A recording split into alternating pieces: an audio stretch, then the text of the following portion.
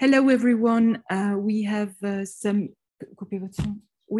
issues with the webinar. We are going to start with Julia Grimaud from I4CE. Maybe Julia, you can start. Jean-François will join us just afterwards. So we'll go right into the subject with the carbon certification. What are the lessons learned from the French standard, and what are the feedbacks and recommendations for the development of a carbon certification in Europe? So please, Julia, you can take the floor right now. It's your turn. Thank you very much. Okay, thank you, Suzanne, and hello, everyone. Sorry for the slight delay. So yeah, I'm going to just say a few words of introduction and context for this webinar this morning, which, as Suzanne said, aims at just giving you a few insights on what has been developed in France around and regarding the French low carbon standard, or Label Bas Carbone. And so just before we go a bit more into details into what is the standard and what are the development, where is the development of the different methodologies, just to give you a few context elements. So for those who do not know us, I work for I4CE, which stands for Institute for Climate Economics. We're a non-profit association created by the French Caisse de dépôt, which is a public bank, and a French development agency.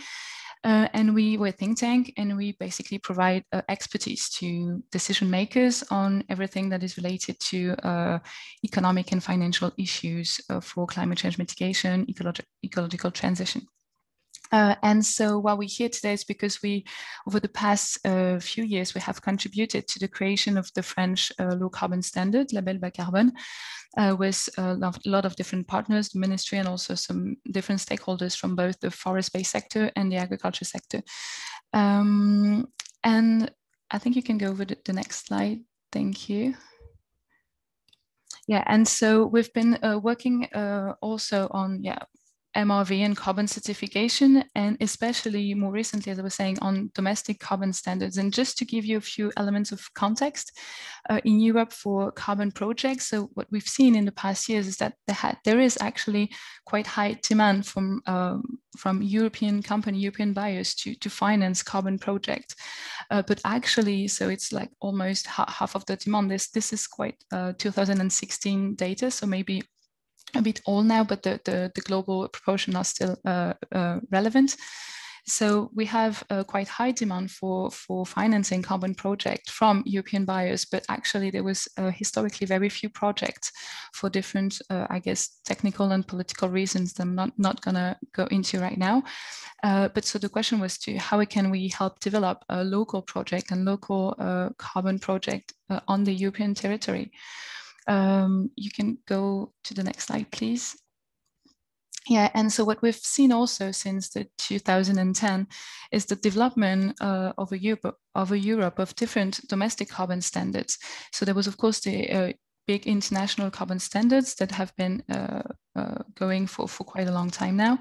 But since 2010, domestic standards have starting to develop in Europe, whether they were national, for example, as the Woodland Carbon Code in the UK, which is today still the main, I would say, carbon standard in Europe, a voluntary carbon standard, and or the Label Bas Carbone, which is also national, and they're all kind of regional or more local initiatives like Move Future, for example, Max More, and in Spain, in Switzerland, in Germany. And so what we've seen is that there is most of those standards focuses on land use change and forestry projects. So forestry project and mostly afforestation is like 90% of all carbon credits that has been released in Europe. So mainly in relation to the Woodland Carbon Code, but there was also a few projects on peatland restoration, on renewable energy, but until now, and until I would say Label Bas Carbone and the Green Deal in the Netherlands, so very recent years, 2019 and 2020, there has not been many projects on agriculture and on carbon farming. So this is developing, but quite recently. And the numbers I'm putting here are from 2018. So this does not take into account the Label Bas Carbone and does not take into account the Green Deal either in the Netherlands. And what those standards quite focuses a lot more also on agriculture topics. You can change the slides, please. Thank you. And so the last element of context that you might all know of now is that the European Commission has started working on the creation of European carbon certification standard framework for removals. So there has been last year a tender to kind of prepare for, well, provide a prefiguration studies on how this framework could look like, what could be the criteria, what could be the governance, etc. So the study is actually going on right now for this year, I think, until the end of the year, probably, or next year. And so the idea is to create a new framework for a carbon project, and especially removals projects in Europe. So what the tender, well, the people working on this study would be working on is, first step was to review the existing carbon certification mechanisms for carbon removals, so including international standards and also including the different domestic standards that I mentioned before. So this is also a bit in the context of this workshop to try and provide a few feedbacks and a few elements from the French experience and what has been implemented in France. And so the objective would be, yes, to provide certification rules, MRV rules, with very technical criteria on how to deal with additionality, non-permanence, etc., but also some options for governance, whether it would be kind of more top-down, bottom-up, how it would rely on those local frameworks, or be more broader, I would say. And so, yeah, hopefully this workshop can also contribute to feed the discussions and to bring some elements to discussion for the creation of this European standard, which is expected for 2023. So that was for the kind of European context. And so, yes, why these workshops, as I was saying, is just to provide a few insights from the French carbon experience. So first of all was to the carbon farming, which is our Climate Geek project partners, and also other actors working on result-based payment in the land use sector to kind of, yeah, explain what has been done in France, and hopefully can also help other initiatives. To the participant to the SCOF network also, which now gathers quite a lot of people, of organization, and could also be interested. And as I was saying, to kind of also contribute to the work and discussion of the European Commission about this creation of a European carbon standard. And so, yeah, hopefully this morning we'll explain what has been done and discuss what choices have been made and how they can be useful or in other contexts and other countries also. You can change the slides, please. Yeah, thank you. And just now, just a few also context elements on carbon methodologies, and on also I would like to drop a few messages also on what you might hear this morning and you might discuss this morning, because this morning's workshop is going to be very much focused on MRV. This afternoon, kind of more finance oriented workshop. And so on this specific, just to give you, just to present kind of the layers that we have when we talk about carbon certification and the different elements and tools that we're going to discuss. So the first base that is going to be a big part, I think, of the discussions this morning and the presentation would be the kind of measurement and diagnosis tools, and how do we measure the emission of an activity? How do we measure carbon? How do we deal with uncertainty? And what we're going to see is that there are a lot of different models with different level of precision of uncertainty, and there is actually lots of elements and a need to sort it out and to kind of evaluate the robustness of those different tools, and also what is the level of precision that we need for what use. And so this is something that INRA is especially also going to present, and will tell you a bit more about the benchmark that they have done on those different tools.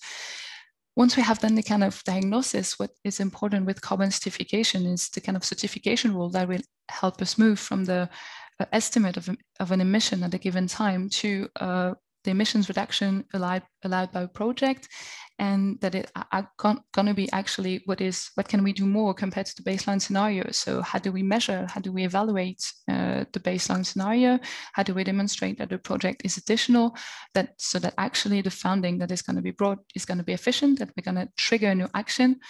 And how do we manage also a risk like the risk of non-permanence? So all those rules will also be mentioned and presented for the French case by the French Ministry, by Julien, just right after. And so, yeah, how do we go from the diagnosis tool to the actually contribution to collective effort and to trigger new action and trigger transition? And actually, the last point that will not be discussed this morning, but maybe a bit this afternoon, is going to be all related to transaction and claim rules. So once we have the emissions reduction allowed by a project, how do we get them financed? How do we get the project developers financed? And what the buyer, what the founder can claim on this project that has been financed? So there are also lots of rules that might more or less be defined at a standard level to help financing and to have credibility. And this will be not really discussed this morning, but maybe a bit this afternoon. And yeah, we can change the slides. Thank you. And so now just to drop a few messages that you might also discuss today. So the first one is that carbon certification is nothing new, as you've seen, and you all know probably already, is that there are a lot of expertise and a lot of existing standards internationally, more recently in Europe with the domestic standards, and then it really helps, like saving lots of time and money to get really to build on those existing initiatives, and that's what have been done also for France, as you'll see, and that can really help move faster, I would say, with those types of tools. You probably also discussed the scale and what is the right scale for these types of carbon certification frameworks. Do we need like very broad tools that can be applicable to large territories, to whole Europe, to the whole world, because it's easier for buyers to understand, to read, to deal with? Or do we need more local frameworks and local tools that are going to be adapted to local context, and that, for example, tools that farmers and stakeholders already use in a set area, country? So this is also something that probably will be discussed. And as I was saying also before, there is a diversity of tools and methodologies, but we need a kind of common scientific background. So we need to evaluate and to assess those different tools and models based on the latest, I would say, scientific knowledge. And there is, for example, some practices or that still are debated, like tillage, for example. And so this is also what INRAE is going to present and to hopefully provide feedback on how do we assess those different tools and models, and how do we make sure that we kind of have this common scientific background. You can change the slides, please. And yes, last few messages. So the first one is also that how do we deal with uncertainty? That was always going to be there when we talk to carbon measurement, especially within the land use sector, which also have like the risk like non-permanence. So how do we take this properly into account so that it does not prevent action and it still allows to go for no regret strategy, it still allows to move forward?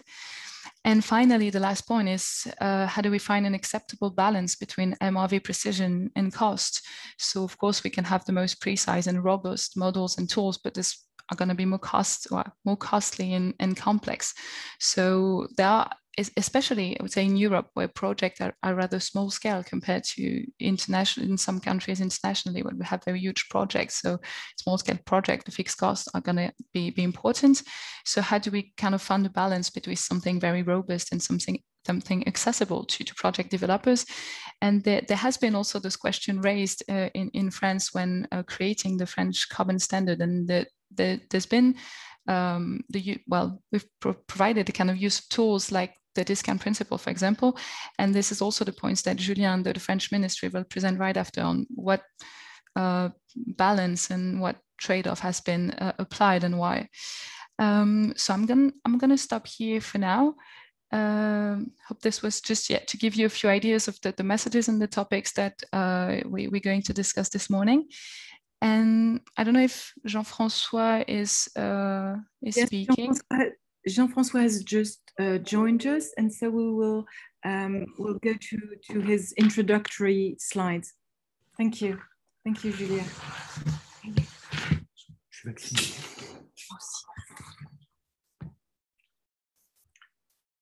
So hello, good morning, everybody. Sorry for the delay. I could not connect. I had a problem with the connection.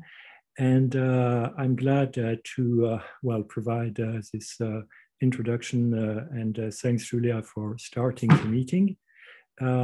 So we are together with this online meeting on some of the lessons learned from this French national standards, the Label Bas Carbone, and this was nicely introduced by Julia. So let me go to the next slide. We are within this EIT, Climate Carbon Farming Project, which has three main dimensions. One is about the technical options or solutions that deal with the agricultural changes that are required, but also with the development of a community, engaging with the problem owners and the stakeholders, and assessing the costs and the economics of the different options. The second one is about the monitoring, reporting, verification, and the certification of the changes in emissions. And we see that there we start connecting with the finance, and scaling mechanisms, deploying at scale, requires some de-risking for the farmers and support from some financial tools. To do this, you need also to work with the farmers and to identify barriers and how to remove such barriers. In some sense, what we see today is that all over Europe, we have some experimentations. And the real question is, how would you see that those experimentations are now scaled and become mainstream? So for this effort, we are supported by a number of partners, as you can see below. So we have the Agrotransfer, I4C, Lund, South Pole, Wageningen, and we have the AgriCircle. So this workshop introduces the SCARF soil carbon farming network that we developed within this carbon farming project. And we were joined in this network by 20 European projects. So I think the membership is when you have an initiative that is developing soil carbon farming. And we have a variety of those initiatives, some being led by some companies, some being led by some NGOs. So to come back to this great challenge of emissions reduction and development of the carbon sink, we can see on this slide, which was developed by the EEA, the emissions of the European Union. And for EU 27, we need to obtain a large decrease compared to 2018. We see that this is currently not possible, even with the additional effects of planned measures reported by member states. So among the different options for negative emissions, soil carbon storage is one of the cheapest and presumably one of the most mature solutions to get negative emissions. So indeed, as introduced by Julia, the French low carbon label is an important opportunity, at least in France. It could well be of interest for other member states, also for European Commission. It was started in 2018. The intention is to have local greenhouse gas emission reduction projects, combining the avoided emissions and the carbon sequestration, and to certify credits through methodologies that are adopted or are certified by the French Ministry for Ecological Transition. That we'll speak later. So coming back to what do we mean by having this soil carbon storage? What we mean is really having an additional storage compared to a baseline. So we should realize that baselines are often changing. They may change, for instance, after land use change. if you have an arable crop succeeding grassland, it may take 20 years or more to get a new balance in the soil organic carbon. They may also change with the climatic variability.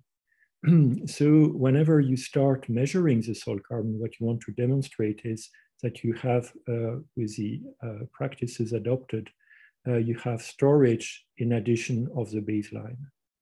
And I should say that in a country like France, we have a large uncertainty on the baseline, despite a rather developed system for measuring soils, where we have regular measurements on a 16 by 16 kilometer grid. So what lessons have we learned in terms of this monitoring, reporting, and verification? And this is really the aim of the meeting. And so as you understand, we already heard from Julia from I4CE for some of the recommendations on the development of the certification scheme. And now we will have an introduction by the ministry. So thank you for participating in this webinar on the French label. And then we will have other presentations on some of the methodologies, some of the technical aspects, and an important European project that is likely to come with new methods for the agricultural policy. So thank you. And I don't know if we have, yeah, I can now ask Julien from the Ministry for Ecological Transition to take over. Thank you.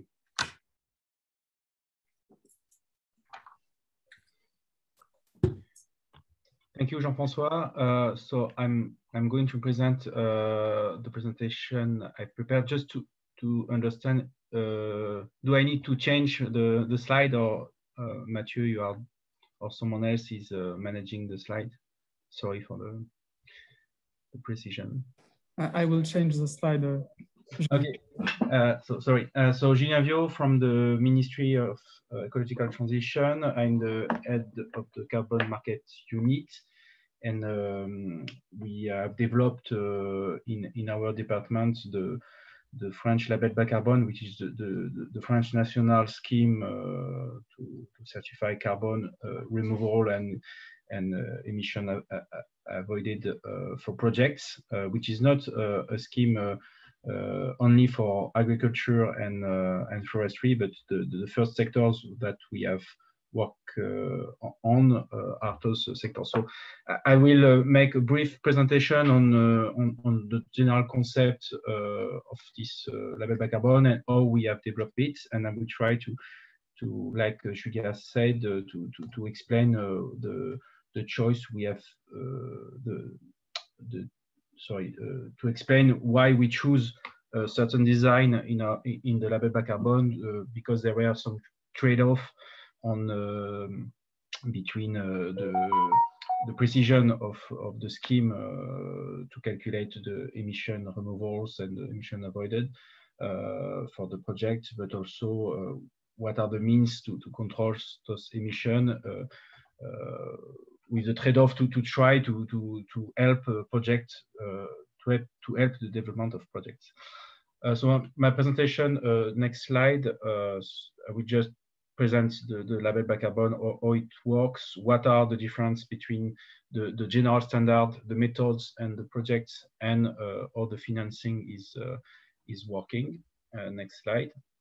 The context is quite easy to understand. Like all member states, and like Jean-François said in the introduction, we have a huge climate target to achieve. We had in France, before this new climate initiative with the Green Deal in Europe, a French national low carbon strategy to achieve a net zero by 2050, and we need to find all the possibilities. We need to foster all the possibilities to promote local actions, promote new projects, especially in some sectors where we do not have strong climate policies. For example, in transport, or in some sectors, we had already in France strong subsidies or regulations and so on. In agriculture, for example, or in forestry, we can say that there were room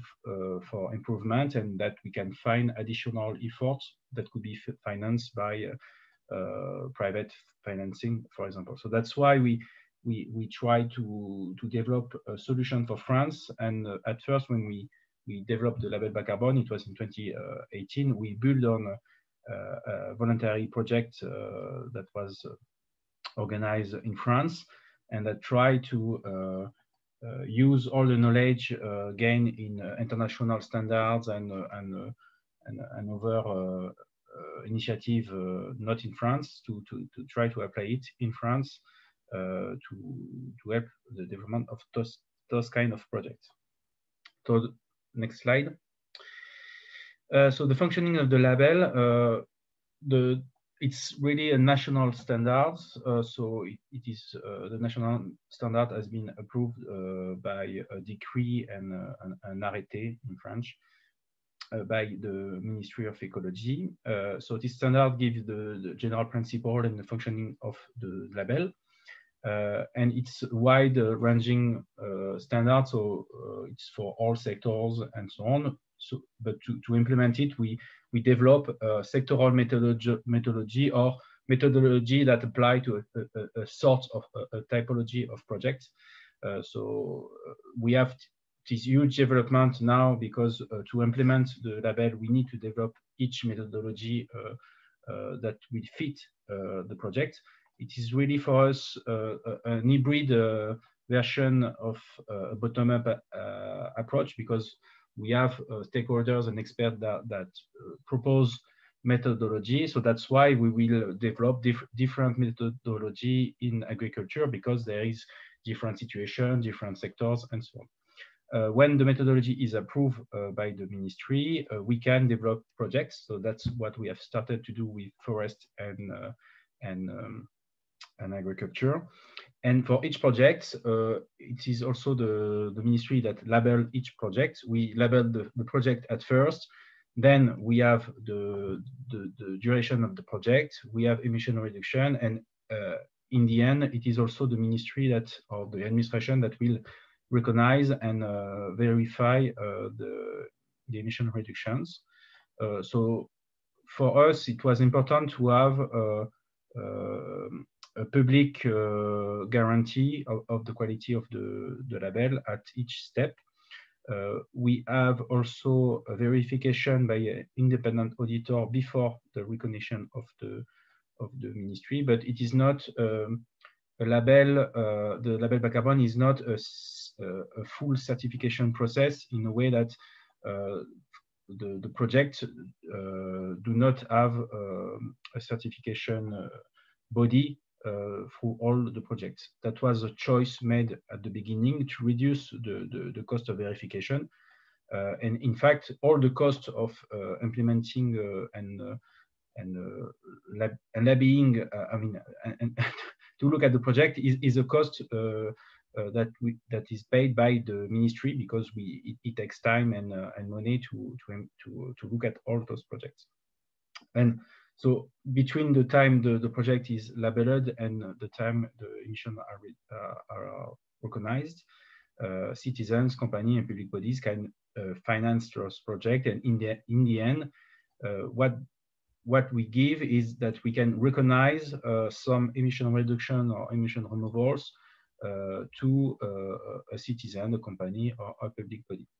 And we use a registry on the website of our ministry, a website of our ministry. Next slide, sir. So what was important for us, it was to develop, and it is what is written in the standard, something that could accurately monitor and account the emission reductions. So the whole philosophy is that we have methodology that could give us a clear picture of how much emissions are reduced and how much emissions are removed. and that each methodology will precise, depending on the typology of project, how we can do this calculation and what are the parameters we use, the calculation, and so on. What is really important is that we are not only monitoring progress, we are accounting emission reduction that are additional, and in comparison with the baseline scenario, it is really important, and it is what is specific to this kind of scheme, and it is also what is more difficult to define when we produce this kind of methodology, because the baseline scenario in theory is easy to understand, but in practice we have to go on a specific points, like what are the regulatory requirements, what are the common practices, or even the best practices in place, are there other incentives, and so on. And it is even more difficult when we have a project which is using different kind of actions where we could have different incentive at different levels. We also take into account the risk of non-permanence by using some discounts. Next slide. So here, just to again explain what we will look at. We will look at only in this label at the difference between the scenario with project and the scenario with the reference. And that is really important to have a strong and ambitious reference scenario to not over account emissions in this project. Here it's just an illustration where we have a reference scenario which is an augmentation of an increasing of the emission, but we could have another situation. Next slide. Something which is quite new, or at least innovative in the Label Bas Carbone, is that we have a wide scope. Potentially, we can look at a lot of things, because we can take into account emission removal, but also emission avoided, depending on the reference scenario. We also we will not limit the methodology to the scope 1, and we can include scope 2 and scope 3. But obviously, if we go to the scope 3 of emission, we need to have a robust calculation and robust methodology. So for now, the scope 3 is limited to some examples. So, for example, in agriculture, we take into account the emission factor of the production of fertilizers, for example, synthetic fertilizer, to try to show that there are some actions at the farm level that have effects beyond the scope of the farm. We can also take into give another example for forestry, where we will take into account the production of wood and the storage of carbon in wood products. But we can do that, but it's also something that is complicated, so it's not a wide range solution for all projects. By default, we calculate only emission reduction during the projects, but especially for biomass and carbon biomass, we have developed a way to incentivize the forest owners to have a sustainable management of forest and increase the forest cover by taking into account anticipated emission removal. But to do that, we need to have a strong safeguard by having insurance on the long-term management of the forest, and we use a discount of non-permanence, especially strong in this case, to take into account the risk that, for example, there will be a forest fire 20 years after that. Next slide, please. So, like Julia said, what was in our mind was to develop something which is flexible, but we need to keep in mind that we need to be as precise as possible, because we can, with all the tools we have, we can be quite precise, but each time we are more precise, we lose some efficiency.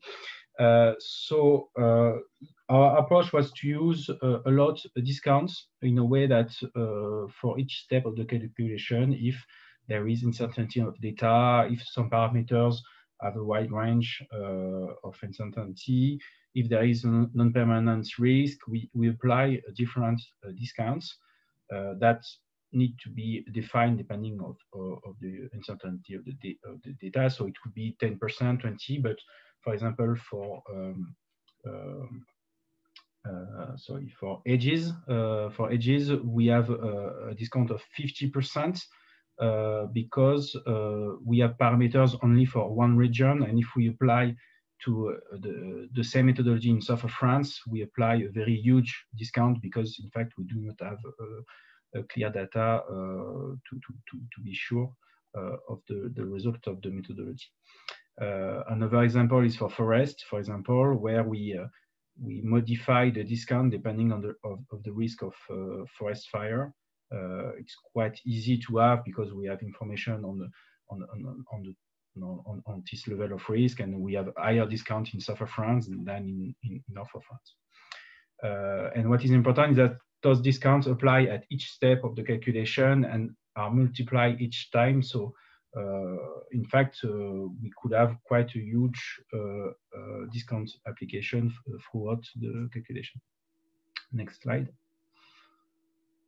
On the verification, so like I said, it's not a full certification process, but before, in fact, on the project development, we have a project.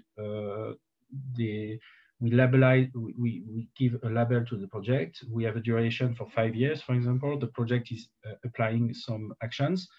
And then before the recognition of the emissions, the project, there is a report to be written by an independent auditor, which is independent from the project developer, and which will verify that all the calculations are well made, that the action has been applied, and so on, and that will help us as administration to approve the final recognition of the emission reduction.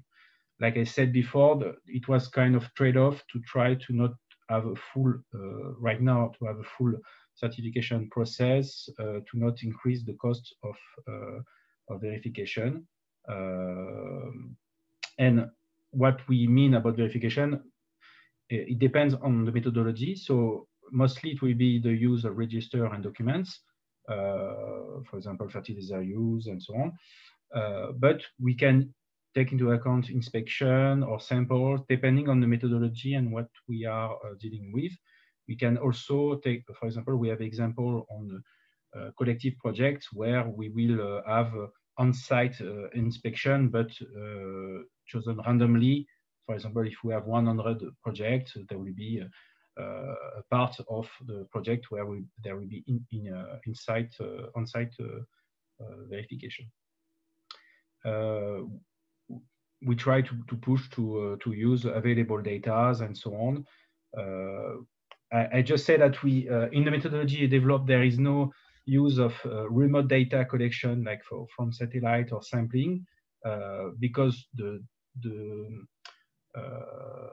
methodology developed didn't choose this tool, because those tools are not free to use generally, but it could be used in the future depending on the development of each methodology. Next slide. So what is methodology? I tried to finish my presentation. I'm a little bit late. We use this term in France, but it's really a toolbox for us. So the methodology is for each methodology, we have to define what is the project, what kind of project are we looking at, what is the duration of the project, how we determine the reference scenario, what are the criteria to assess additionality, what is the specific calculation for emission reduction or removal, what are the different parameters to use, how to find the information, how to apply the discount, like I said, at each step, and also how to verify this calculation. So it means that the methodology should give enough information for the inspection to look at the documents, what document to look at for fertilizer, what are the elements to look at for the choose of species for forests and so on. And also the methodology should include all the forms. So for example, the reports at the end of the project, the forms to start the project, the forms to monitor the project and so on. So that's not an easy task to do for each kind of project. Next slide. And just to give you an insight on where we are. So like I said, we have three methodology on forest, on afforestation, reforestation, sapling selection, 3 on agriculture, on livestock farming. And we have a dozen or more methodology in development with different stage of evolution. So currently we have 4 methodology which will be approved in the coming weeks. 3 in agriculture, 1 in crops, 1 in fertilizers, and one in methane from cattle. And we have also a first methodology outside agriculture and forest on building to promote the use of low carbon materials in renovation, and also the reuse of materials during the renovation. And we continue to have other ideas, especially in transport. For projects, also it's just an illustration on where we are. Next slide. We have 87 projects for around 130 tons of CO2. It is quite small at this stage, but you have to take into account that we start the label in 2018, in the end of 2018, and we are increasing the pace quite rapidly. And we have a first agriculture collective project with 300 farms, which is giving more carbon than all the projects we have approved in the previous years. So it's really show that there is a potential, especially for agriculture and forest, to develop a new project. Next slide. Sorry.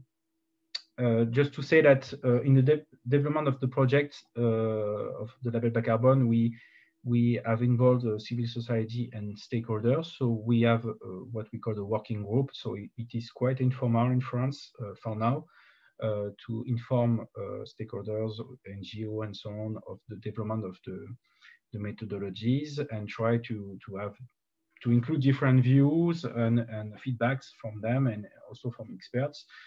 And when we approve the methodology, those are publicly available, so everyone can use them. For example, the methodology on carbon agri for livestock can be used by the Institute of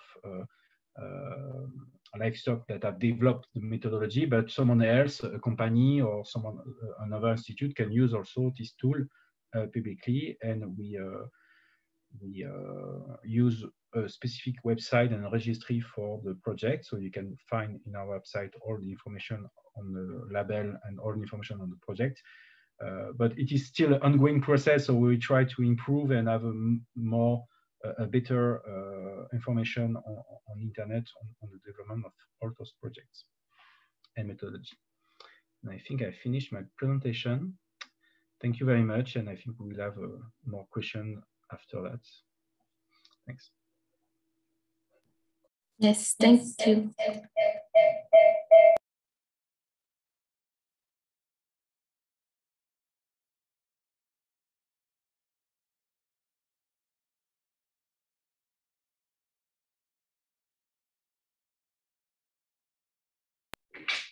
Can you hear me? Yeah, okay. So thank you, Julien, for this presentation. We have a few questions for you. And the first question was from So Davis Becky, who's asking if we take into account also the removals, and I will let Julien answer this question, but yes. Yes, we take into account carbon removal and emission avoided. The methodology need to separate. I don't know if they can hear me. You can hear me? It is okay, you can hear you, Julien, if you are answering the question. Okay, so anyway, emission reductions, it counts for both the avoided emissions and carbon storage. So it's taken into account. There was also other questions in the chat, and I suggest that you use the Q&A to be easier for us to answer directly to those questions. And we will have a question session in a few minutes, so we will just follow with the presentations. Okay, so hi everyone again, and thank you for being with us today. I'm Jessica Yogo, a soil carbon engineer at INRAE, and I will quickly introduce the topic of soil organic carbon monitoring. And based on our findings from the projects we have been working on, I will present recommendations for estimating and certifying the change in soil organic carbon stocks. Second slide, yeah, thanks. The first question we all have is, how do we proceed to monitor soil carbon sequestration? So for that, there are basically two ways. And the most used way is direct coring, or if you want, field sampling and lab analysis. So the soil carbon content will be measured bulk density over reference depth. And there are existing guidelines for this monitoring process by the FAO, for example, and we can make that available to you if you would like. Or another way is to monitor soil carbon by determining a balance. And this balance is the difference between the carbon inputs and the carbon outputs. And I will go in more details in a few slides. For both these cases, we are looking for the difference between a business as usual situation in terms of practices and an improved situation with better management practices that will give us a change in soil carbon stocks. Next slide.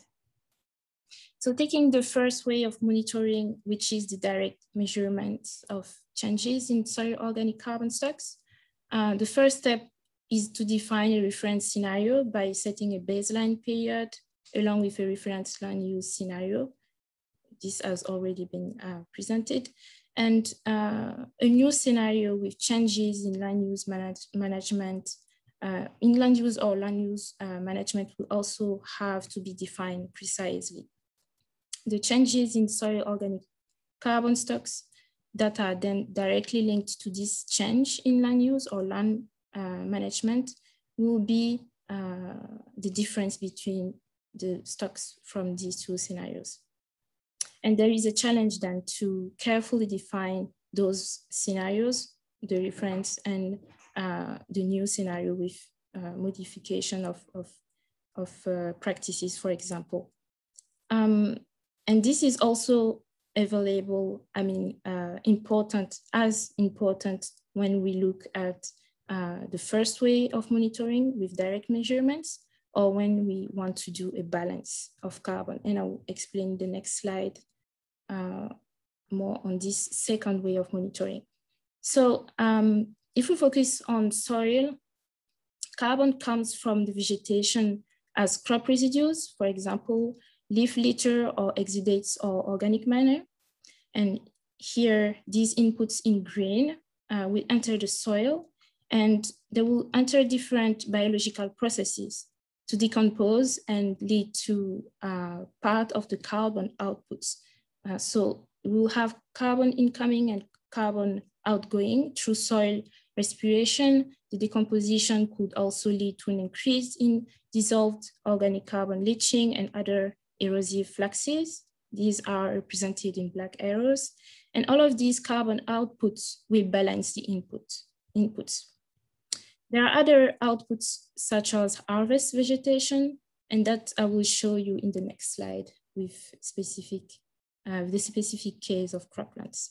So when zooming into a cropland system on the right, you can see fluxes, including the carbon inputs coming from the photosynthesis that builds the biomass. The respiration also will go out of the system with the arrow going upwards. And this respiration is both soil and vegetation respiration. This first stage gives the first balance, which is called in science the NPP, the net primary production. And this is the amount of carbon that will be accumulated in the vegetation over an annual time period.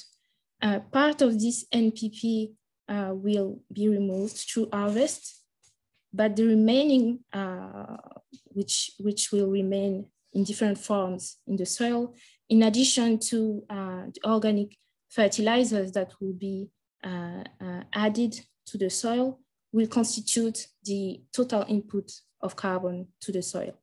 And this carbon input will then enter the decomposition, as I said in the previous slide with the arrows. So we will have diverse fluxes outgoing, including soil respiration, carbon leaching, and other fluxes also, but they are not very, they are minor. And if we know all of these components, we can then estimate the carbon balance. And in a practical way, we can estimate photosynthesis by remote sensing. We can estimate the harvested carbon by just measuring it on site with the farmers, or estimating it through harvest indexed at regional scale. We can have farm data also on the amount of organic fertilizers added. And based on all of those informations on the carbon entering into the soil, we can model the fate of that carbon with details on all the biological processes with soil respiration and carbon leaching, and therefore calculate the carbon balance. Next slide. So this is, I presented also the first big idea behind carbon monitoring, soil carbon monitoring, but we had these questions in terms of monitoring even before the start of the low carbon label. And then with the dynamic around the low carbon label, there was a project launched by the French Environmental and Energy Management Agency, ADEME.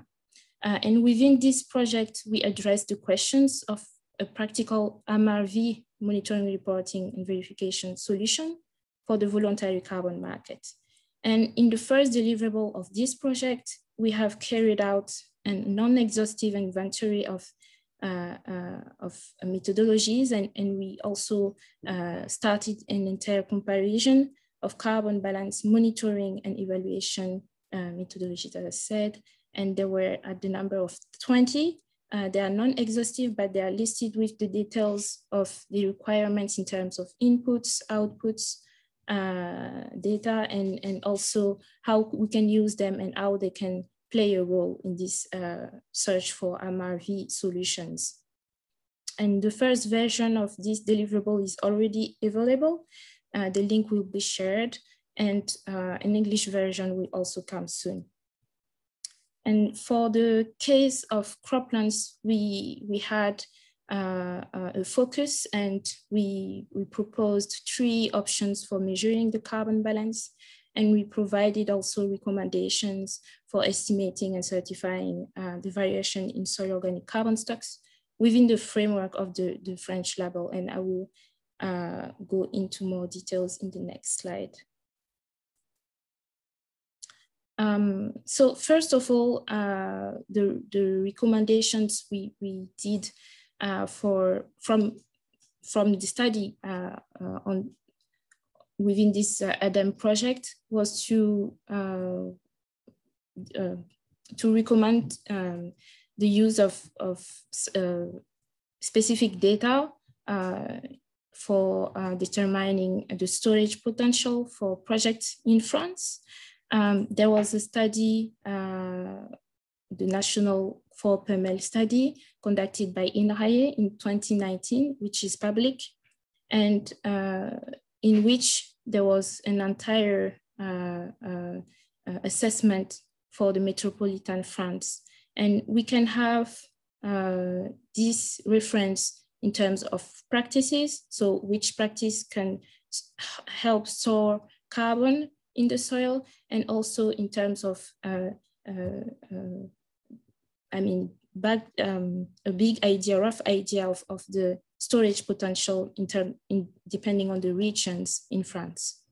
And in addition to this study, there is also a project that started recently, the Carsolel project, within which there is a meta model in development built from the database, from the simulations carried out in this national 4PML study. And all of this can provide access to references for the main storage practices, as I said, and also for the main crop and livestock systems in France. So we recommend to use this to guide the choices. And for example, if the first version of the meta model and the user interface is finalized, because it's currently being tested, when it will be finalized, it can be a tool to guide the choices and leverage the time and the dynamic between the farmers and the project developers. All the value chain around carbon certification. Next slide. So in addition to this first recommendation to use the 4PML data, we recommend 3 options for assessing the carbon balance in croplands. And the first option is based on the use of the AMG model. The AMG comes from the names of the author, Adjiolu, Mari, and Gerif. And this was developed in INRAE at INRAE in 1999. And we recommend the sample calibrated tool at local scale to model the addition, to model soil carbon.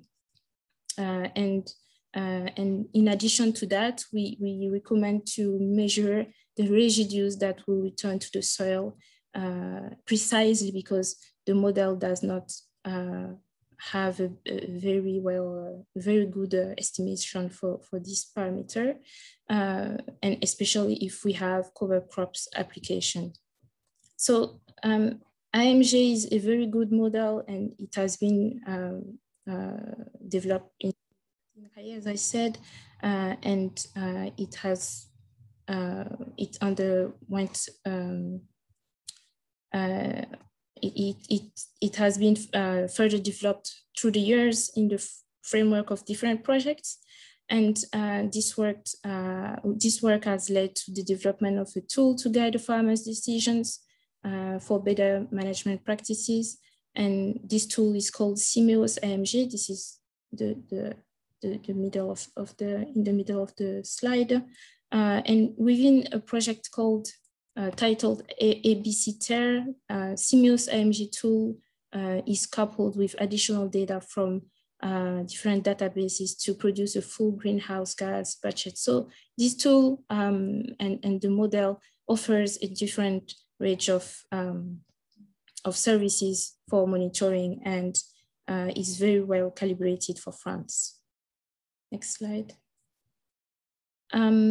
For the second option, we suggest the use of remote sensing, and with precisely the model SAFI-CO2, which is an agro-meteorological model, assimilating optical data from the satellite, and is able to estimate crop production and carbon balance components. It is possible also to simulate the carbon balance at plot scale but also for a small agricultural region, and of course, provided that the yields and the crop residues, fate, and organic fertilizers quantities are known. So for this, Eric Secha, our colleague, will go more into the details in a couple of minutes. But just to add also that these simulations at regional scale are being developed in the Horizon 2020 NIVA project he will be presenting. And this second option is very interesting for the future in terms of the deployment at large scale. And it should also allow to estimate the emergence of growth of cover crops as a complement to option 1. So next slide. So for that reason, we propose also an option 3, which is to couple this SAFI CO2 model with the AMG model, the soil model. And this option will be more complete than the option 2 and still needs to be developed. But we should provide an advanced methodology for field crops in view of the low carbon label. So the precision I didn't make maybe is that the AMG model does not calculate the biomass directly. It uses allometric factors from the yields, and then this biomass is used to calculate the amount of carbon input. So we hypothesize that there would be less error by using the satellite to have more accuracy on the biomass estimates. So this is why we try to couple these two models. And this is under test within a carbon farming project, the project we are all working on, and which is supported by EIT Climate Kit. Next slide. So still in this study from the funded by ADEME, which deliverable will be available, we wanted to go further in our recommendations with the AMG model case. So we looked at the effect of the relative uncertainties of the input parameters or variables on the stock differential at 5 years time period. We selected 12 trials from 12 sites from a database that is from long-term experiments corresponding to Clivo and Al 2019 dataset. I will share all the details for those interested. And we considered 2 practice scenarios, cropping system at each site with no additional storage practices, and another cropping system with addition of cover crops and organic residues, so the better or enhanced scenario. Considering that only regional data will be available, the sensitivity of the soil carbon stocks after 5 years were analyzed for each input variable of the AMG model, for the negative uncertainty bound and for the positive uncertainty bound. This analysis was performed for each of the practice scenario. So this is shown in the slide here. This is what you can see. But we also did that for the difference in carbon stock with and without storage practices. And I will show that in another slide. So here, for the case we can see on the screen, the data indicate a very high sensitivity of the simulated stock to the initial carbon stock value used to initialize the model. It also shows a high sensitivity for soil data such as pH, the CN ratio, and for the stable carbon fraction. But we had a lower sensitivity for the other variables. They were not very significant. And as I said, when we model the differential instead of the absolute carbon. So here the differential between the two practices, so the practice without application of cover crops and residues, and the scenario with cover crops and residues, the sensitivity of carbon storage to initial variables and model parameters was strongly reduced.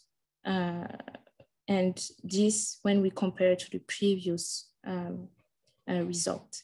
So in particular, we could see that the uncertainties on the initial carbon stocks and on the fraction, the stable carbon fraction of the soil did not influence that much the carbon storage.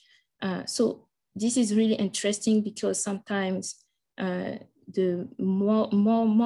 of the uncertainties comes from the evaluation of the initial carbon stock. So it's interesting to see that when we model a differential, we reduce this uncertainty.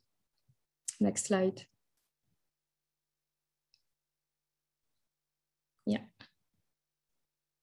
Next again, sorry. So I forgot to say next slide previously. So, sorry. So we, from all of these, we deducted recommendations for the acquisition of model inputs in the case where the choice is oriented towards the estimation of a stock differential, which we recommend in order to reduce the uncertainties, or in the case of an estimation of absolute stock, which is also possible, but we would not recommend that. For example, the effect of the uncertainty here shown in the slide. Yeah, the effect of the uncertainty in crop biomass is relatively high. It's highlighted on the bottom of the table. And in the 5-year stock differential, we can see that it is also high for the amount of carbon in organic waste residue. And for that, we recommend to have a more accurate estimation using either, on the one hand, remote sensing for the biomass, and on the other hand, having precise data from site for the amount of organic waste product applied to the soil. Next slide. In addition to what was already recommended, I just want to stress that this was also observed in other studies, the fact that simulating a differential reduces the uncertainties, and moreover, taking into account the differential allows also the farmer's effort to be valued, and this encourages the maintenance of stocks already acquired. This means that even if the reference scenario is going to be decreasing, whatever effort was made by the farmers will be observed in the differential. Next slide.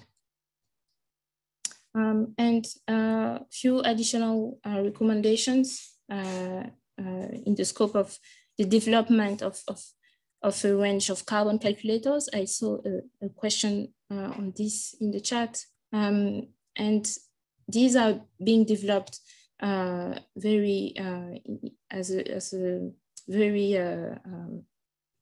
they are developed currently in France, but also beyond, to provide MRV solutions, and sometimes looking for non-touch or no-touch solutions without any measurements. And I just wanted to precise that having models that does not free us completely from measurements, we still need the data to validate the models and to have the better calibrations possible, and to also have verification at some point. It will be at the disfavor of the whole value chain to have backflash in few years. So the scientific rigor behind these calculators must be in order if we don't want a backlash to happen in few years. And in the same scope, discounts for the risk of non-permanence should be also wisely chosen, especially for short-term contracts. The ideal being to have long-term contracts with the farmers. So yeah, so this was the main recommendations I wanted to share. And yeah, if you have any question, please use the Q&A section so I can go directly and I don't know if we are now having the question and answer session or, yeah, okay, perfect. So I will just.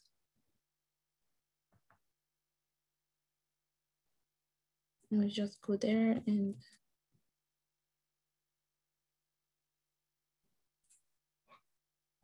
You can also raise your hand.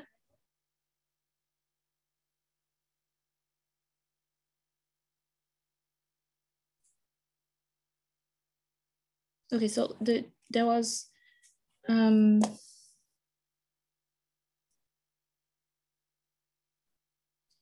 a question from Daniel about the price of carbon credits. The price is not determined by the ministry, but Julien can add on this. The price is an agreement between the farmer and the financer.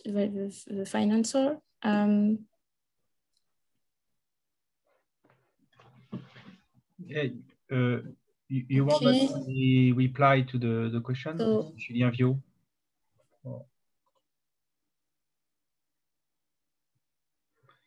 You can hear me? Yes? Yes, go ahead, yeah. So just on the price, I've during your presentation, Jessica, I've written some answer to some questions, and yes, I didn't give the price of carbon for the Label Bas Carbone in France because there is no fixed price or there is no market, organized market in France. So you could have a different price depending on the project, depending on the value of the project for the investors. And in my answer to the question, I just say that we can say it's between 20 and 100 euros a ton. So it's really a wide range of price. But our idea is that we cannot have one price that fits for all projects, and it's better to have a negotiation between the investors and the project developers to try to find the right balance between the value of the project and the cost of the actions. And 20, 30 euros is quite a lot compared to international voluntary projects, which are exchanged between 0.5 euros and 5 euros internationally. But we see now that in Europe, if we want to achieve, we are reduction emission to achieve our climate target, the price of carbon will need to be higher than that. So on the ETS, the carbon market of the EU, we are at between 52 euros a ton, and the French carbon tax is 45 euro a ton. So 30 euro a ton for farms is not a lot, in fact. So that's my reply.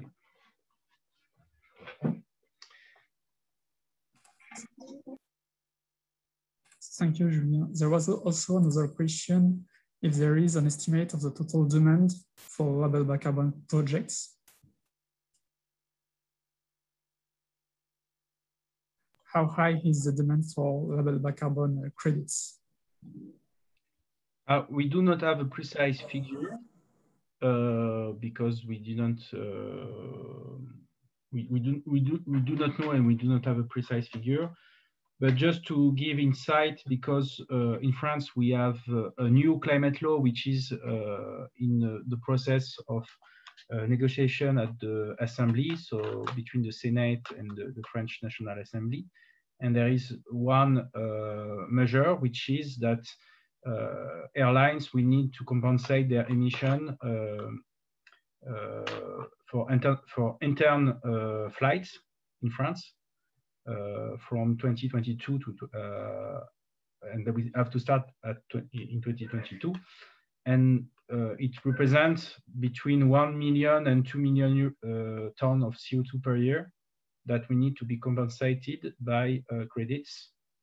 So it is giving us quite a good leverage, especially because we will try to push for French and European projects in this compensation.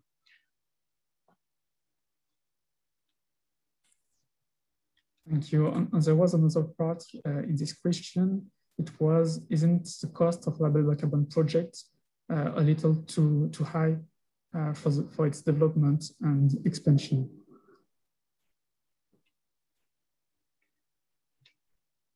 I mean, like I said before, if we have a price of carbon which is too small, it means that the project is not additional. So in a way, it kills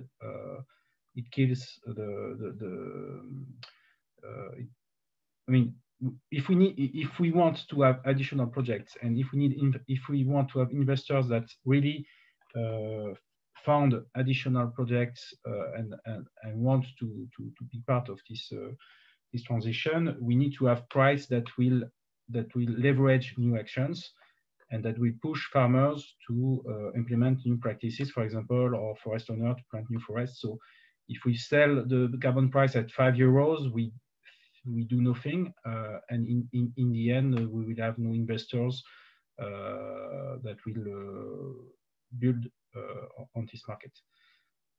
That's our thinking, and especially because there is a very high value to have carbon credits from France or from Europe compared to international credits, because you can have a better communication from the investors on where the money is going and what are the projects.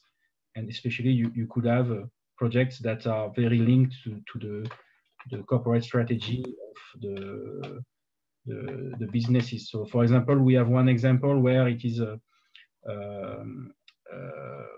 one company which is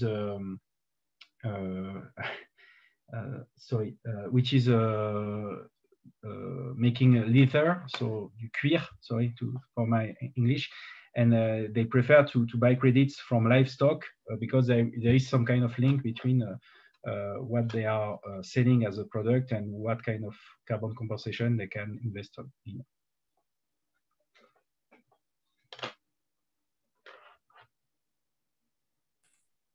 Thank you, Julia, for this answer. There is another question from Pierre.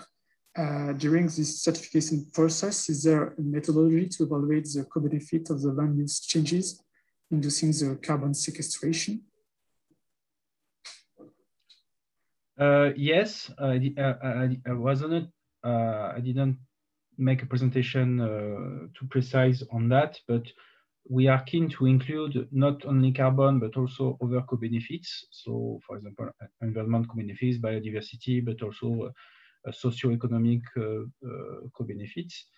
But we, in the methodology, we include each time a chapter on that with indicators to follow, with elements to be sure that we can have more information than only carbon on the project. Also, some projects include some eligibility criteria on co-benefits to make sure that we have a do not harm principle for some actions. And in the end, the idea is try to promote and incentivize the projects to develop high biodiversity projects or high environment projects, which are not only focused on carbon. But we cannot give the same level of fidelity and precision on the calculation because if we do that, we will have very high complex methodology. And to complete this question, will the co-benefits increase the price of the or other co-benefits like socio-economic or environmental co-benefits increase or change the price of carbon credits? We think so, but we do not have we do not have evidence right now because we are at the first stage, but we assume that a project, for example, only of Douglas forest in France or Pin Maritime, which is with the same species for the same for 1 hectare, will not value the same as a forest of chestnut with different kind of species, with other elements, including on biodiversity and so on. Because we think with this level of price, 30 euros, 40 euros and more, the investors are not buying only carbon, they are buying projects that they want to promote. So they would prefer, they will favor the good-looking projects or the project with high biodiversity co-benefits, or the project just located next to them. So there is also an incentive to have a proximity to the project. Thank you, Julien, for these answers.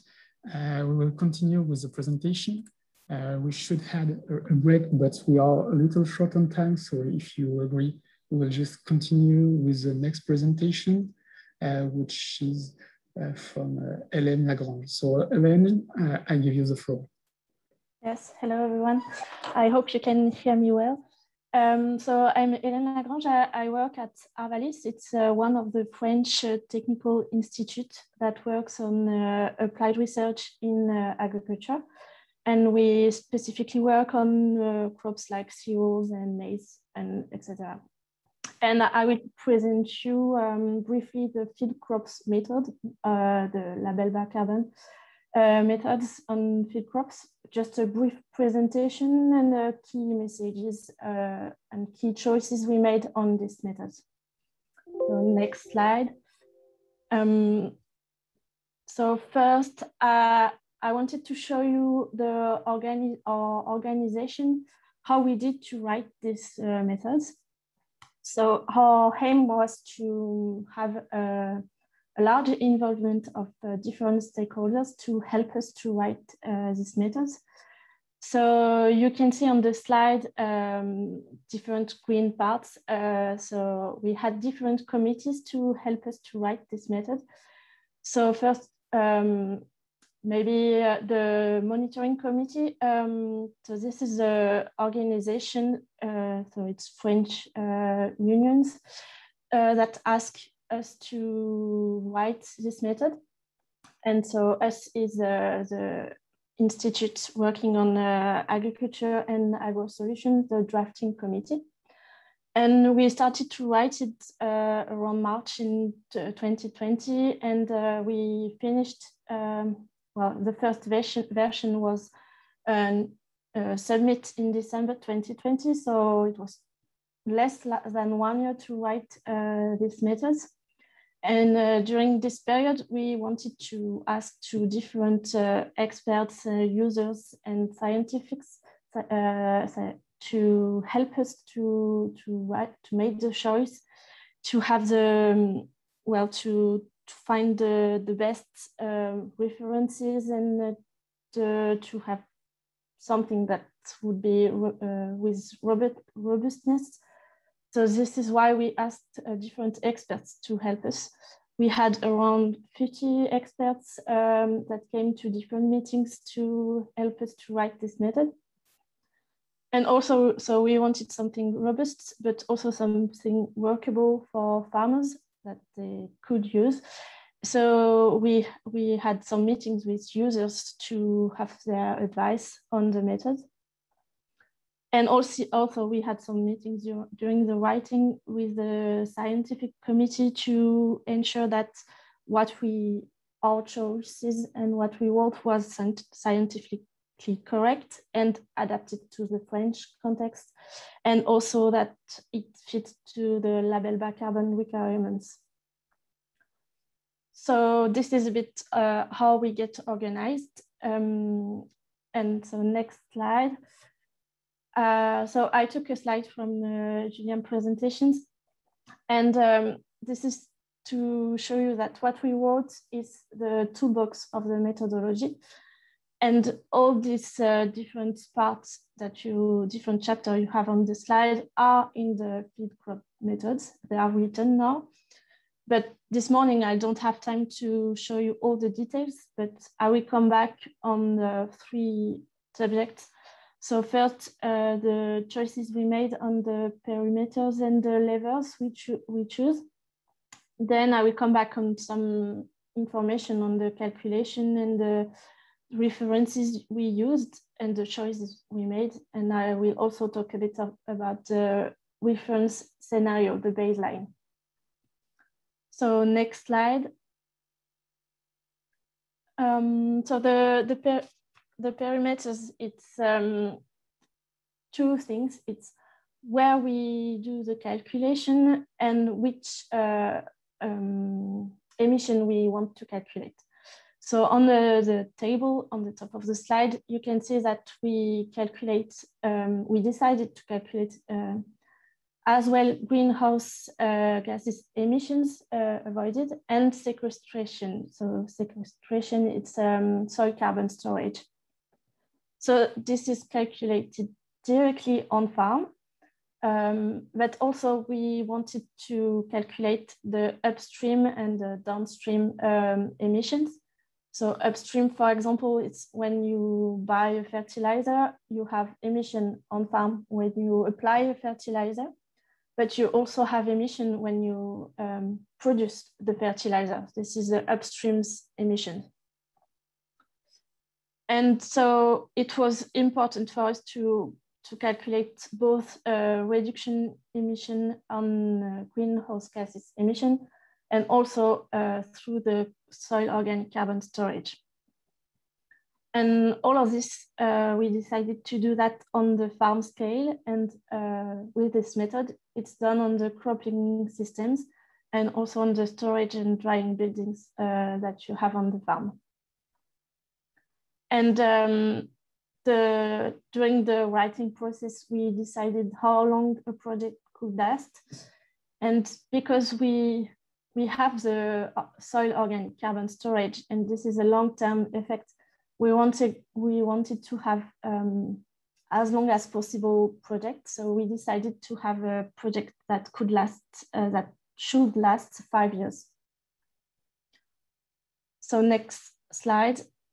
So here it's a bit more in details the levels that can be chosen by a farmer.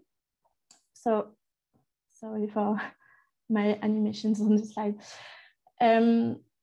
So on farm, you can choose levels regarding the greenhouse gases emissions and to avoid these emissions by the choice of mineral nitrogen. Different kind of mineral nitrogen can be chosen, and they, depending on the type of product you choose, you can choose to reduce your emissions. Also, the way you apply the fertilizers can lead to a reduction of emissions. Also, one of the levers is to improve the efficiency of the nitrogen application and to improve the plant uptakes. So everything that can do this both, that can help to reach these both levels can be labelized. Also, you have the option to introduce legumes into the rotation and to choose crops or varieties that needs less nitrogen. So it means less nitrogen to bring into the field. And also we take into account the consumption of fuel and so the direct emission of CO2 through the different engines you use. So you can decrease this use and so decrease these emissions. So this is on farm on emissions. And then on farm, you can work on the soil organic carbon storage. So different way to improve the soil organic storage. You can choose to increase the amount of biomass that is returned to the soil by cover crops. by adding cover crops to your rotation, or by having them longer, like more months in your rotation. So you improve the amount of biomass in the soil. You can also choose to increase the restitution of the main crops residues to the soil. Also, you can choose to add organic fertilizer or organic amendments that bring organic matter and so carbon to the soil. And you can also choose to add to your rotation temporary or artificial grasslands. So all these levers for soil organic carbon storage, they come from the reports made, and I think that were explained before in other presentation. So we had different reports that were done in France to evaluate the potential to store carbon in the soil and testing different levels. And so we took this from these different studies and reports.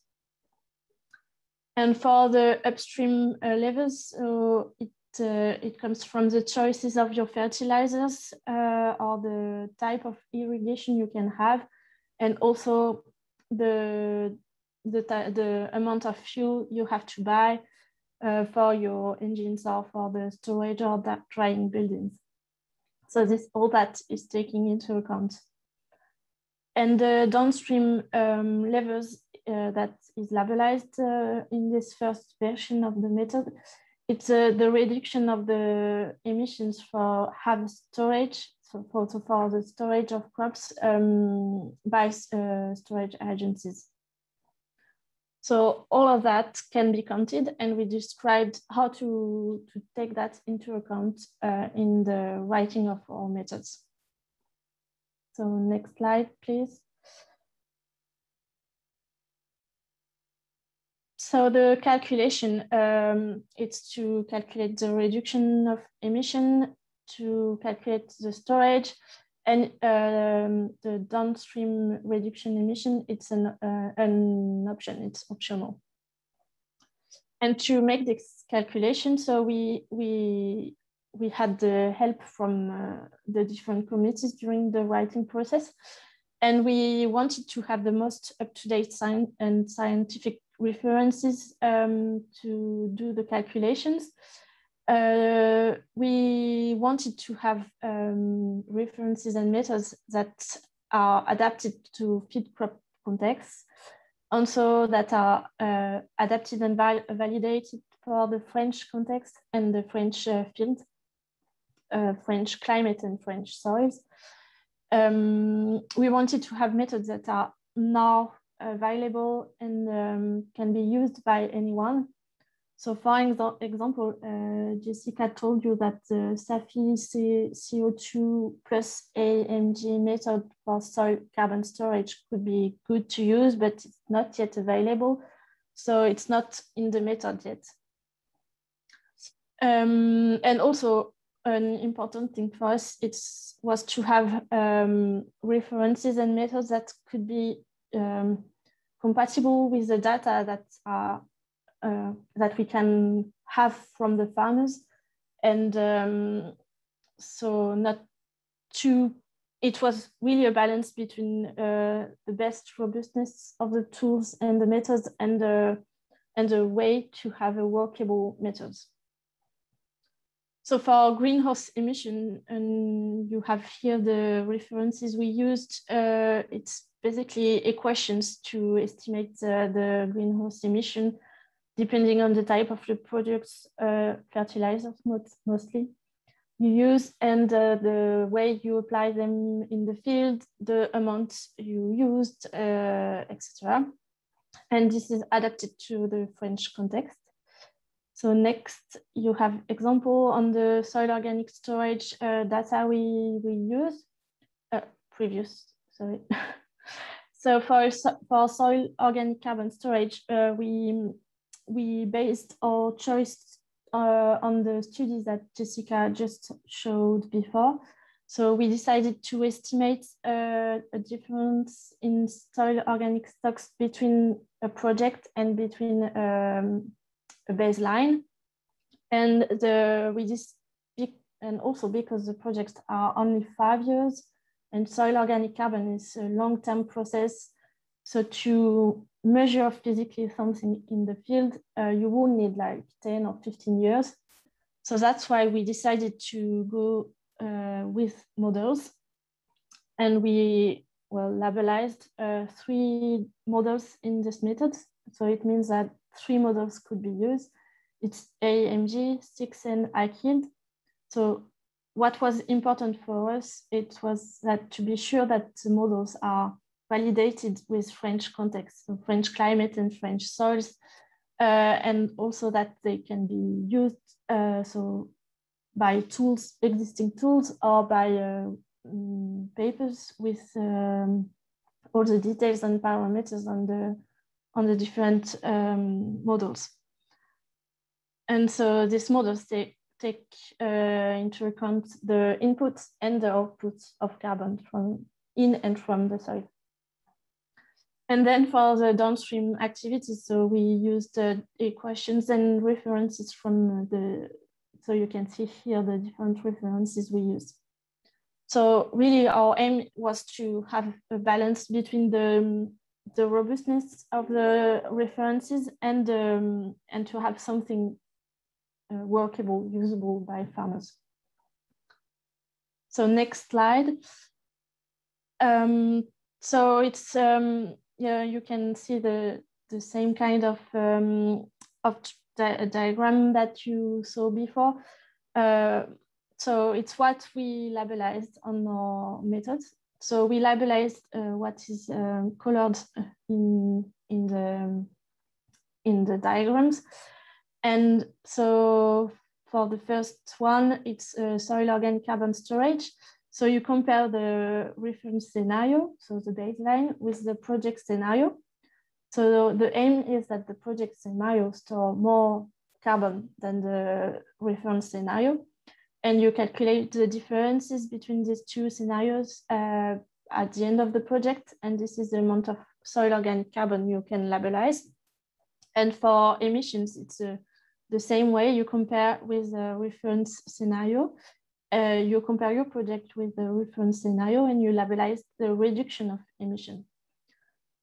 It was important for us to calculate both for all the projects, even if you choose only levels on storage, soil organic storage, for example.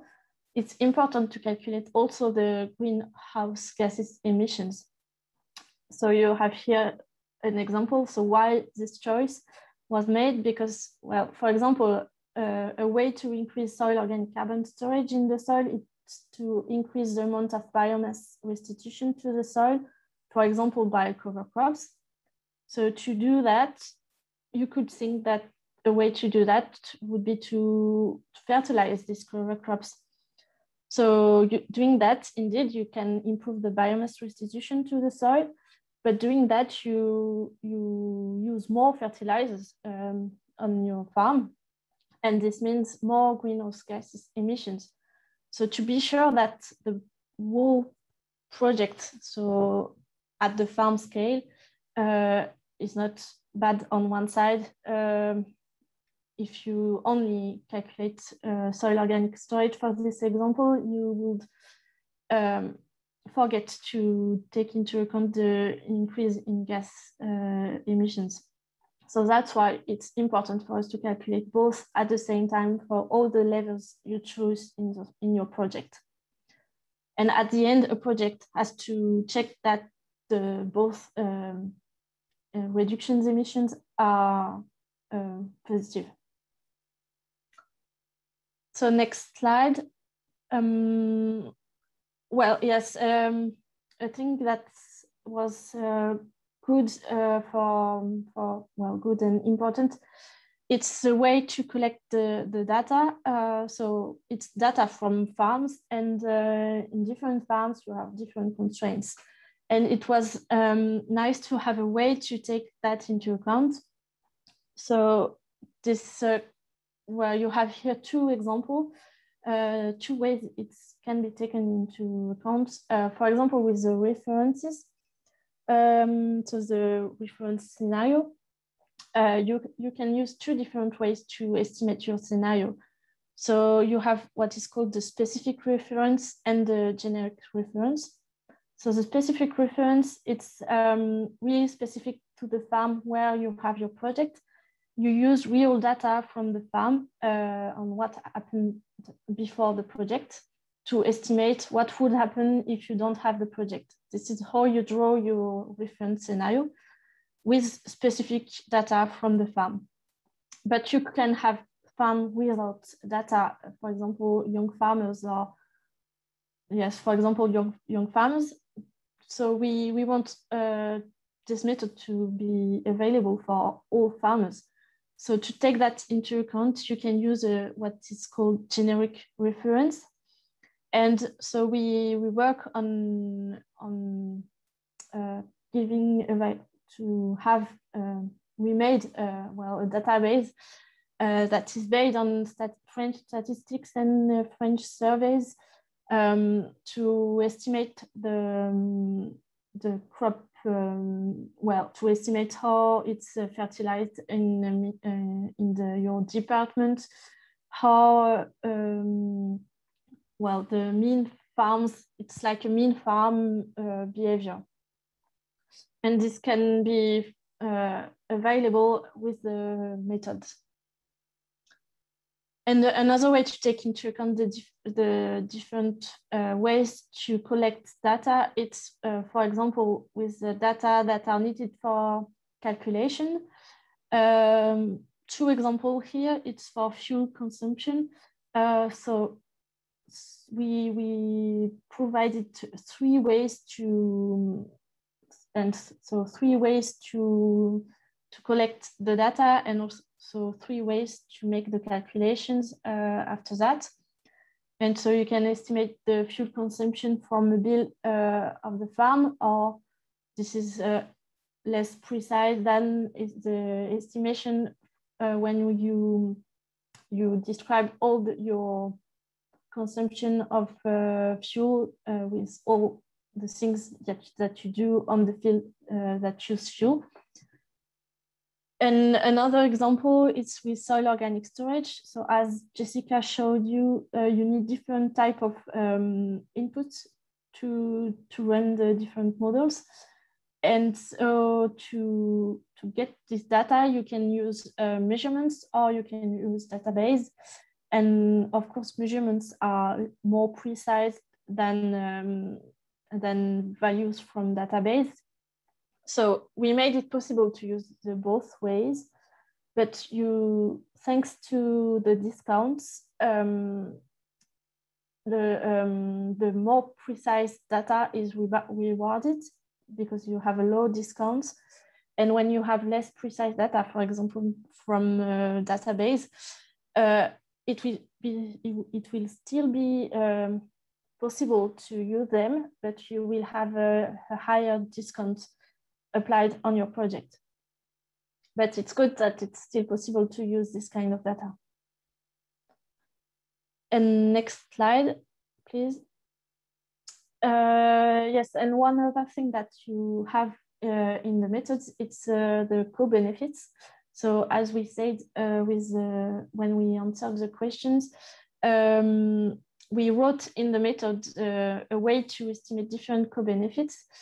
So the idea is to highlight in your project so additional services that are provided by the project and other than reduction of greenhouse gases emissions. For example, you have indicators on the different kind of pressure on resources and on air and on water quality that can be calculated. You also have indicators on biodiversity and also on socio-economic and societal impacts. And all of that is described with the references needed, the tables and the equation you should use to estimate these co-benefits. And some of them are compulsory. For example, those that are linked with the nitrogen or losses, or because, well, fertilizer are levels of the project. So we want to be sure that there is no impacts or other impacts on the use of fertilizers. So for example, nitrogen losses are compulsory to calculate. And so others are optional, up to the project and the farm choice. So next slide. So it's my conclusion. So it was really a brief presentation of some choices we made in our field crop methods. So what we did, it's that we wanted to have a broad consortium gathered with many specialists that works on the different fields, such as soil organic carbon storage, greenhouse gases emission, and co-benefits. And also we wanted to have users with us. So all of them, they were a great help for us to write this method in a really short time. And we tried to follow their advices. We also, as I said, we also wanted to have the most up-to-date data and references, and something that is reliable and also that can be used by farmers, not too complex.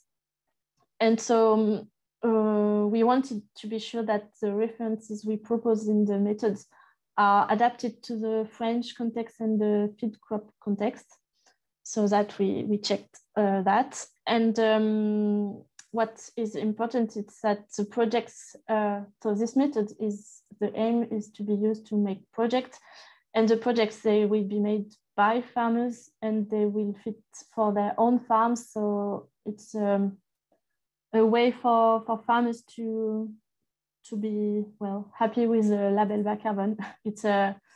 It's optional, it's a voluntary method, and we think that's a good way to use it.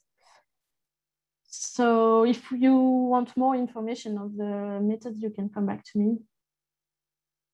And thank you for your attention.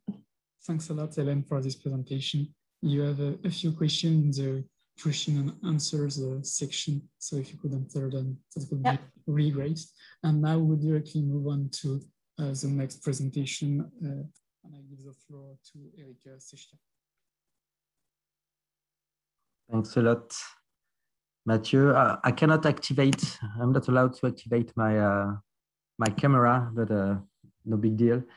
Hi everyone, and thanks a lot for giving me the opportunity to present you some work that we are currently doing within the frame of several projects, including the NIVA project, which is dedicated to modernizing the tools for CAP monitoring and developing environmental indicators. And I will explain how this is linked to the tools and approaches that are recommended in the Label Bas Carbone, in low carbon label. So next, please. So a few words about NIVA first. There were a couple of agro-environmental indicators that were proposed by INRAE within the frame of this NIVA project to the European Commission and to the Ministry of Agriculture. And it was decided 2 years ago to have a priority on 3 indicators addressing some of the CAP objectives, some related to biodiversity, nitrogen lixiviation, and carbon storage. And I'm coordinating the scientific part and the developments of the tools for addressing those carbon indicators. So for each indicator, we have an approach based on the several levels of complexities that we call tiers.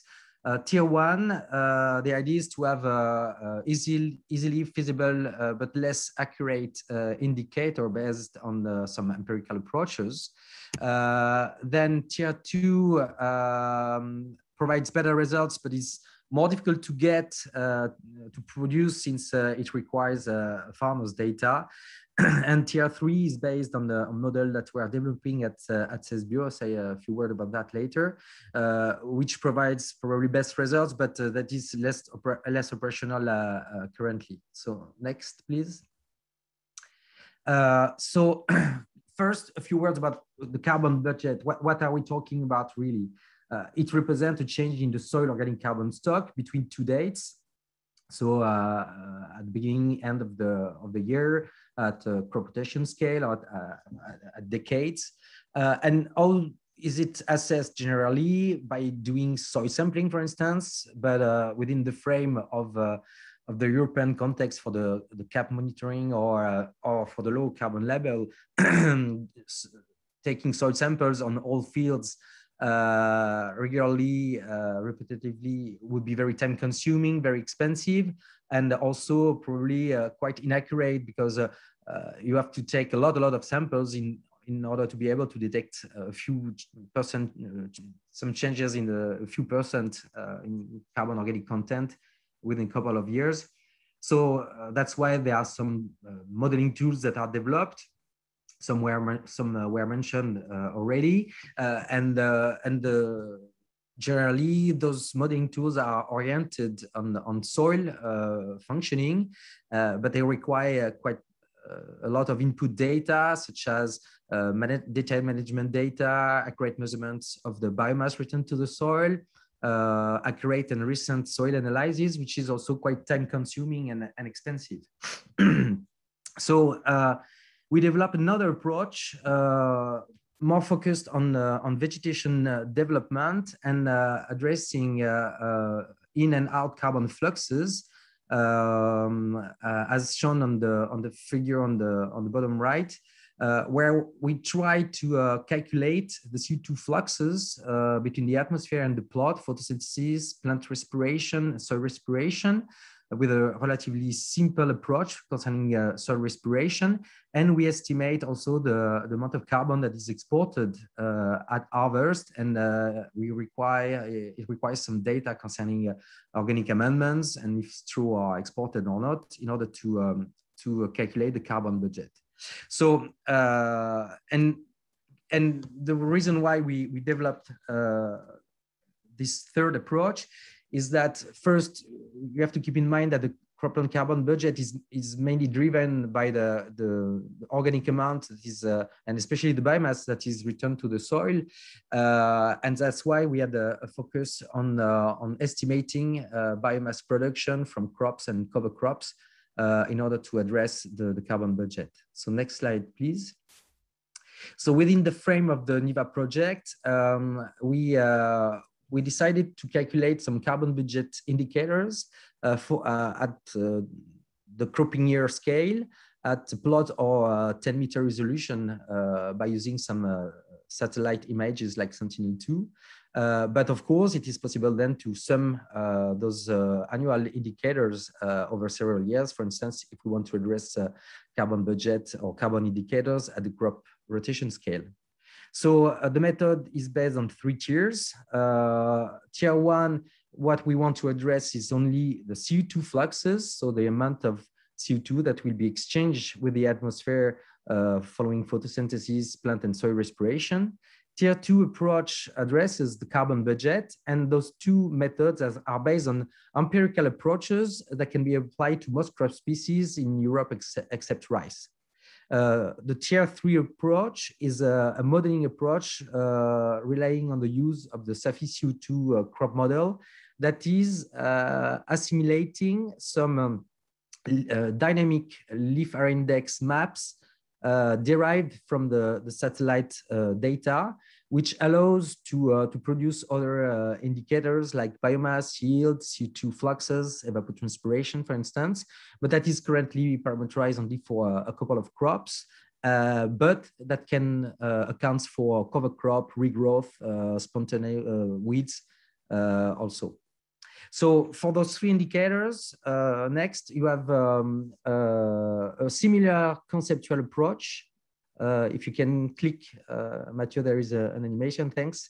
So tier 1 addresses net CO2 flux. And then with tier 2 and 3, we want to calculate carbon budget next. But that requires access to farmers' data, so what we call through the Farm Management Information System, FMIS, which is quite challenging when you want to calculate carbon budget at a large scale. So next, concerning the tier 1 approach, the idea then is to estimate the net annual CO2 fluxes at parcel level or pixel level. The methodology is to estimate those annual CO2 fluxes. The approach is based on the empirical relationship between the number of days with active vegetation on the field and the CO2, the net annual CO2 fluxes. And this relationship was established over a range of crops from Spain to Denmark, covering 13 family of crops. And we use for that flux tower measurements from the European flux network. And the idea then next is to use remote sensing to calculate this number of days with active vegetation that accounts for the duration of the crop, but also the presence of cover crops, of regrowth, of weeds on the field, in order to apply this relationship and then to calculate net annual CO2 fluxes at the plot or pixel scale. Next. And in this example, you see a map that we produced by using this method over the Netherlands. That's for the 2018 year. And you can see very clearly the plots that are fixing CO2 that are in green and the ones that are releasing CO2 that appear in red. And this calculation is then related to the duration of the soil coverage with vegetation. Next. That kind of map can be very useful to analyze how each crop will react in terms of, will influence the CO2 fluxes. And you can see on this figure the boxes, the bar that are in the middle of the box shows the average. The negative values correspond to CO2 fixation.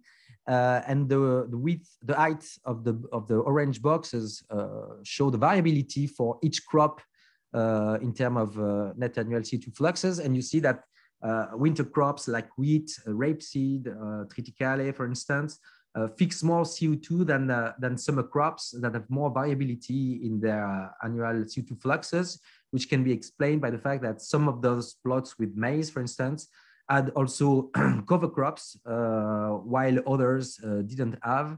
And that's why you have such a large span on the results.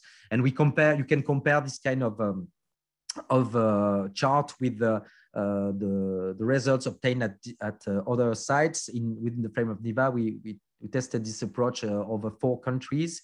And which shows interesting results. In Spain, for instance, as it's warmer and the vegetation cycle is shorter, meaning that some of the plots like sunflower that behave as CO2 sinks in France act as CO2 sources over there. So next slide, please. Concerning the carbon indicator tier 2, so the idea is to is also, well, the method is also based on the empirical approach, relying on the tier 1 methodology for estimating CO2 fluxes. Next, but for in order to calculate the carbon budget, we have then to collect those farmers' data related to the amount of carbon that is harvested, so grain, straw, for instance, and organic amendments next that are related to, so what we need to collect for organic amendments is the type of amendment, at what time of the year that was applied for instance. And then we can produce similar maps as the one I showed you just before. So next, please. Tier 3 approach is based on the SAFI-CO2 model, which is a simple agrometeorological model that is driven by remote sensing images. So how does it work? We need crop maps, so there can be a land partial identification system, for instance, maps to define some specific crop parameters for the wheat, for the sunflower, for instance, that are different in the model. It requires climatic data, eventually soil data when we couple the model with the water module. And then the model in the blind mode will simulate biomass, yield, CO2 fluxes, and leaf area index that will be compared with what is seen from remote sensing. And by comparing the simulation of the model with the observations from satellite, we force the model to reproduce the satellite observations that appear in red in the small figure on the top. And we force the model in the dark blue to reproduce this dynamic in order to have realistic estimate of the biomass, of the yield, and of the CO2 fluxes. And the next, then by collecting the farmers' data, we can produce maps of carbon budgets. And this approach is validated by different kinds of data sets. CO2 fluxes are validated based on the international flux station networks. And the biomass and the yield are validated through our own sampling or through farmers' data related to yield. We can use, for instance, yield maps provided by the farmers to validate this component of the model. So next, please. So this is the kind of maps we could produce till last year with the SAFI CO2 model. So some examples of biomass, spatial variability among for different years, for winter wheat, same with the yield and the CO2 fluxes. But also what is very interesting is that this model can account, it can restart after the crop in order to be able to account for spontaneous regrowth, cover crops. As you can see on the lower figure, the model can detect that there is some cover crop that is developing within a given plot. And now the model runs at 10 meter resolution, which means that we can account for the intra or interplot spatial variability in cover crop biomass production and account for that in the calculations of the CO2 fluxes and carbon budget. So next slide.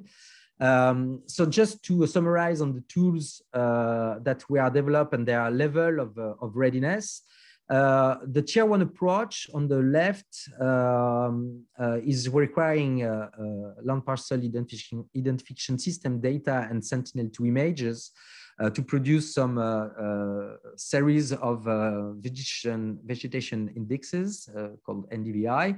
There is a very simple tool that everyone can download and install that allows to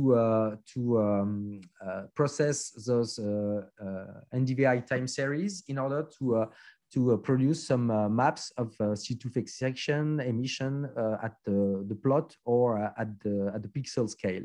So next, so it's based on this empirical relationship I was mentioning. Next, please.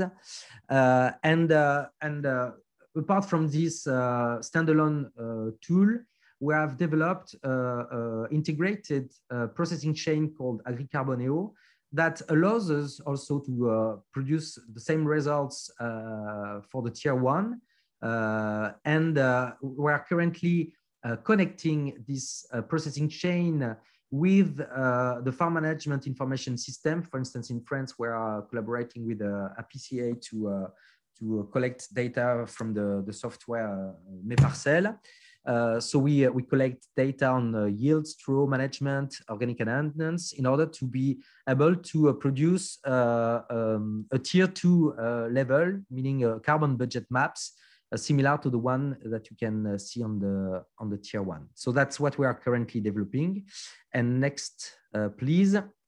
This Carbone processing chain also includes radiative transfer model called ProSail that calculates leaf area index from the Sentinel images that we assimilate in the SAFI-CO2 model to produce maps such as the ones I was showing you in the previous slides. And we are currently coupling this SAFI-CO2 model with the AMG module in order to be able, as you can see on the bottom right, some pixel scale carbon budget. This is for a farm in southern France, associated with their uncertainties. And why we are doing that now? Because formally, when we are applying SAFI-CO2 at large scale, the idea was that we couldn't, when working at those special scales, you cannot have accurate soil data. I mean, the soil products that currently exist, like soil grids and global soil map, do not have the sufficient accuracy, for instance, for the texture or soil texture or soil organic carbon content to run models like AMG. In fact, if you put those data as, if you use those data as input for AMG at very large scale, you will introduce some noise in the model, and the result will be very noisy, very inaccurate. So that's why we didn't connect until now the SAFI-CO2 model to AMG, but within the frame, with the context of the low carbon label, since we will benefit from recent and accurate soil analysis at plot scale, then it becomes really interesting to couple SAFI-CO2 with AMG in order to produce those accurate pixel scale or plot scale carbon budget maps with the tier 3 approach. So next, please. Yep. So this is the kind of production we are doing now with this Agri-Carboneo processing chain that is encompassing the SAFI-CO2 model. You can see on the left. Oops. So it was, yeah. Thanks. A map. Yep. So a map of the net annual CO2 fluxes for wheat in southern France in 2018. So this is a 10-meter resolution map of CO2 fluxes over a cropping year. And the processing chain can also simulate on the top right corner some maps of the cover crop biomass, as well as their uncertainties, and the carbon budget maps I already showed you. And what is interesting is that this approach is compliant with the Verra certified carbon standard. And when we couple it with the AMG module, it becomes also compliant with the low carbon label methodology. So next, and I think it's the last slide. So in conclusion, we are developing 3 carbon indicators at pixel or plot scale within the frame of the NIVA project. So in the perspective of producing some carbon indicators for the next CAP, they are based on high resolution Earth observation data, so satellite data. And this tool can also be used or could be used also for the carbon market and the low carbon label in agriculture once it's coupled with the AMG module. And there is quite a lot of demand from companies for such approaches. One difficulty is that tier 2 and 3 approaches require farmers' data, which well, it's a technical difficulty now that we are about to solve, but then there is still the issue of the consent of the farmer. And in France, for instance, AgData Hub is meant to manage this consent and the accessibility of the different farm management information system that exists in France to produce some information that are reliable and that have a common format, which will make them more easy to collect. Those approaches are compliant with the CAP monitoring approaches that are based on Earth observation data, like Sentinel-2.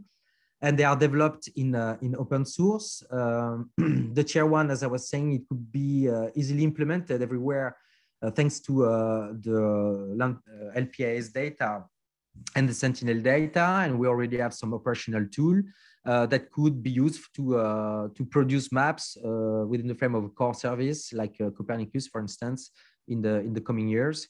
So tier 2 is still under development.